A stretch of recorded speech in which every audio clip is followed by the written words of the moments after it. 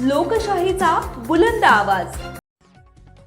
ND मराठे शैक्षणिक संकुलात स्वराज्य प्रतिष्ठानच्या वतीनं पत्रकार दिनानिमित्त पत्रकार सन्मान सोहळ्याचं आयोजन। शिंदखेडा शहरातील एनडी मराठे शैक्षणिक संकुलात स्वराज्य प्रतिष्ठानच्या वतीनं मराठी वृत्तपत्र सृष्टीचे जनक आद्य पत्रकार दर्पणकार बाळशास्त्री जांभेकर यांच्या जयंतीनिमित्त पत्रकार सन्मान सोहळ्याचं आयोजन करण्यात आले। कार्यक्रमाची सुरुवात दर्पणकार बाळशास्त्री जांभेकर यांच्या प्रतिमेच्या पूजनानं झाली। या सोहळ्यात स्वराज्य प्रतिष्ठानचे पदाधिकारी, मान्यवर, पाहुणे तसेच पत्रकार मोठ्या संख्येनं उपस्थित होते।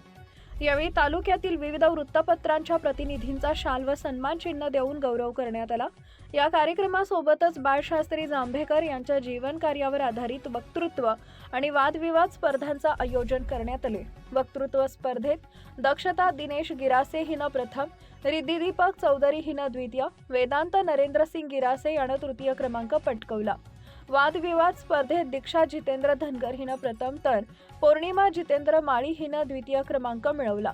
यावेळी मान्यवरांनी स्वराज्य प्रतिष्ठानच्या या उपक्रमाचं कौतुक करत समाजातील प्रश्न मांडण्यासाठी पत्रकारांनी सदैव सजग व तत्पर राहावे असं आवाहन केलं आहे।